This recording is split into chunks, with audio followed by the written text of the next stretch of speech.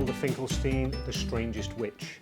Esmeralda is a book that I had the privilege of creating along with a wonderful young children's illustrator, Adam Jewitt, and you can find his information further down the line on this short video. He is also a children's author as well and does some amazing original characters.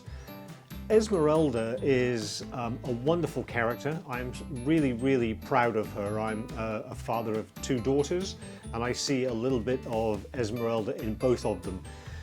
Growing up is never easy and it's much more difficult in this day and age than it was when I was a child, that's for sure. So what you'll see is Esmeralda as she goes through some struggles in life and some challenges, but I think she comes out the other end knowing a lot more about who she is, and she has some great things to teach us. Thanks for watching, and I hope you enjoy Esmeralda.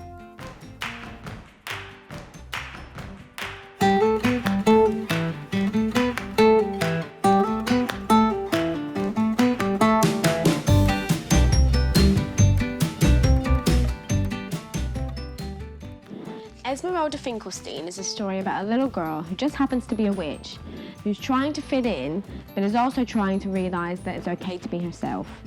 And in the author's words, have you ever thought that you might be different to other children? Are you happiest when you're doing the things you like to do, no matter how odd they may seem to others, and not following the crowd?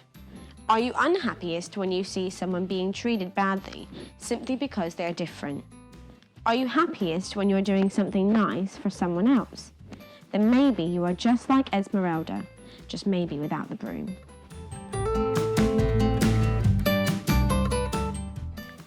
Esmeralda Finklesteen, The Strangest Witch. Are you ready? Yeah. Esmeralda Finklesteen was the strangest witch I've ever seen. With goggles and helmet on her head, she kept her broom out in the shed. A witch must have a broom, you see. How else do you get up in a tree? And if you're high up off the ground, well, how else would you get back down? Esmeralda Finklesteen had goggles and helmet and socks bright green, but she wasn't like the other witches. She had a hole in the back of her breeches. The days went by and summer came, but things just seemed to stay the same. She tried to hold a grudge but couldn't, or perhaps it was simply that she wouldn't.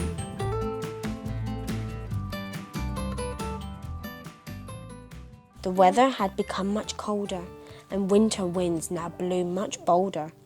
Angry clouds up in the sky made the other witches want to cry.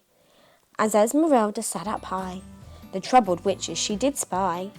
She noticed that the ones below were very scared, nowhere to go. The wind blew high, the wind blew low. Oh, how that wind began to blow. It took the roof clean off one house and blew the feathers off a grouse. But Esmeralda had to smile and realise that in a while the other girls would be the same. It's not their fault, they're not to blame. Now Esmeralda Finklesteen knew most of them were not that mean. It's just a part of growing pains. To overcome it needs some brains. Esmeralda said, it's best to leave the past behind us and do some random acts of kindness. A wicked witch I'll never be. I'll be the happiest one that one can be.